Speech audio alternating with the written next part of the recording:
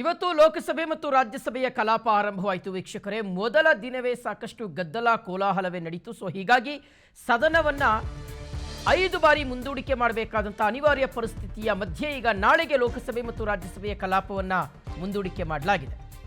ಕೇಂದ್ರದ ವಿರುದ್ಧ ವಿಪಕ್ಷಗಳು ಗದ್ದಲ ಕೋಲಾಹಲವನ್ನು ಎಬ್ಬಿಸಿದ ಪರಿಣಾಮವಾಗಿ ಇವತ್ತು ಸುಗಮವಾದಂತಹ ಕಲಾಪ ನಡೆಯೋದಕ್ಕೆ ಸಾಧ್ಯ ಆಗಿಲ್ಲ. ಹೀಗಾಗಿ ಸದನವನ್ನ ಸ್ಪೀಕರ್ ಓಂ ಬಿರ್ಲಾ ಅವರು 5 ಸಲ ಮುಂದೂಡಿಕೆ ಮಾಡಿದರು. ಮೊದಲ ದಿನವೇ 5 ಬಾರಿ ಮುಂದೂಡಿಕೆ ಆಗಬೇಕಾದಂಥ ಒಂದು ಪರಿಸ್ಥಿತಿ ನಿರ್ಮಾಣ ಆಗಿತ್ತು. ಸೊ ಹೀಗಾಗಿ ಪರಿಸ್ಥಿತಿ ತಿಳಿಯಾಗೋದಿಲ್ಲ ಅಂತ ಅರ್ಥಕೊಂಡಂತಹ ಸ್ಪೀಕರ್ ಓಂ ಬಿರ್ಲಾ ಅವರು ನಾಳೆಗೆ ಲೋಕಸಭೆಯ ಕಲಾಪವನ್ನು ಮುಂದೂಡಿಕೆ ಮಾಡಿದ್ದಾರೆ. ಮಗದೊಂದು ಕಡೆ ರಾಜ್ಯಸಭೆಯಲ್ಲೂ ಸಹ ಪರಿಸ್ಥಿತಿ ಏನು ಭಿನ್ನವಾಗಿರಲಿಲ್ಲ. ಸರ್ಕಾರ ವಿಪಕ್ಷಗಳ ಗದ್ದಲ ಕೋಲಾಹಲದಿಂದಲೇ ಇವತ್ತಿನ ಕಲಾಪ ಬಲಿಯಾಯಿತು. ಇವತ್ತು ಕಲಾಪ 11 ಗಂಟೆಗೆ ಆರಂಭವಾಯಿತು. ಅಗಲಿದ ಗಣ್ಯರಿಗೆ ಸಂತಾಪವನ್ನು ಸೂಚಿಸುವಂತಹ ನಿಲುವಳಿಯನ್ನು ಮಂಡನೆ ಮಾಡಲಾಯಿತು, ಮೌನಾಚರಣೆಯನ್ನು ಮಾಡಲಾಯಿತು. ಅದಾದ ಮೇಲೆ ವೆರಿ ನೆಕ್ಸ್ಟ್ ಮೂಮೆಂಟೇ ಸದನದ ಬಾವಿಗೆ ಇಳಿದಂಥ ವಿಪಕ್ಷ ಸದಸ್ಯರು ಸರ್ಕಾರದ ವಿರುದ್ಧ ಆಕ್ರೋಶವನ್ನು ವ್ಯಕ್ತಪಡಿಸಿದರು, ಘೋಷಣೆಗಳನ್ನು ಕೂಗಿದ್ರು. ನೀಟ್ ಪ್ರಶ್ನೆ ಪತ್ರಿಕೆ ಸೋರಿಕೆಗೆ ಸಂಬಂಧಪಟ್ಟಂತೆ ಸರ್ಕಾರ ಕ್ರಮ ಕೈಗೊಳ್ಳಲೇಬೇಕು ಅಂತ ಆಗ್ರಹಿಸಿದರು.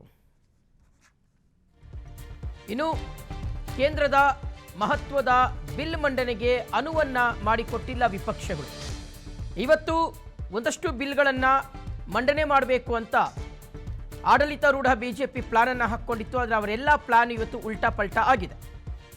ನೀಟ್ ಪ್ರಶ್ನೆ ಪತ್ರಿಕೆ ಸೋರಿಕೆ ಅಕ್ರಮ, ಅಯೋಧ್ಯೆ ರಾಮ ಮಂದಿರದ ದೇಣಿಗೆ ಕಳುವು ಪ್ರಕರಣ, ಹಾಗೆ ಸೋನಂ ವಾಂಗ್ಚುಕ್ ಅವರ ಪ್ರತಿಭಟನೆ, ಹೀಗೆ ಹಲವು ಅಂಶಗಳನ್ನು ಮುಂದಿಟ್ಟುಕೊಂಡು ಸರ್ಕಾರದ ವಿರುದ್ಧ ವಿಪಕ್ಷಗಳು ಧಿಕ್ಕಾರವನ್ನು ಕೂಗಿದ್ವು. ಸದನದ ಬಾವಿಗೆ ಇಳಿಯುವ ಪ್ರಯತ್ನವನ್ನು ಮಾಡಿದರು.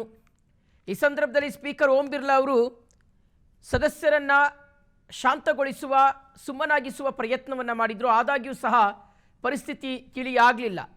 ಹೀಗಾಗಿ ಸದನವನ್ನು ನಾಳೆಗೆ ಮುಂದೂಡಬೇಕಾದಂಥ ಒಂದು ಅನಿವಾರ್ಯ ಪರಿಸ್ಥಿತಿ ನಿರ್ಮಾಣ ಆಯಿತು. ಮಗದೊಂದು ಕಡೆ ರಾಜ್ಯಸಭೆಯಲ್ಲಿ ಮಲ್ಲಿಕಾರ್ಜುನ ಖರ್ಗೆ ಅವರು ಸಹ ಪ್ರತಿಭಟನಾ ನಿರತರ ಮೇಲೆ ಲಾಠಿ ಪ್ರಹಾರವನ್ನು ನಡೆಸಿದ ವಿಚಾರವನ್ನು ಪ್ರಸ್ತಾಪ ಮಾಡಿದರು. ಸೊ ಶತಾಯ ಗತಾಯ ಕೇಂದ್ರ ಶಿಕ್ಷಣ ಸಚಿವರಾಗಿರುವಂಥ ಧರ್ಮೇಂದ್ರ ಪ್ರಧಾನ್ ಅವರು ರಾಜೀನಾಮೆಯನ್ನು ಕೊಡಲೇಬೇಕು ಅಂತ ಪ್ರತಿಪಕ್ಷಗಳು ಬಿಗಿ ಪಟ್ಟಣ ಹಿಡಿದವು. ಪರಿಣಾಮವಾಗಿ ಸದನವನ್ನು ನಾಳೆಗೆ ಮುಂದೂಡಬೇಕಾದ ಪರಿಸ್ಥಿತಿ ನಿರ್ಮಾಣ ಆಯಿತು.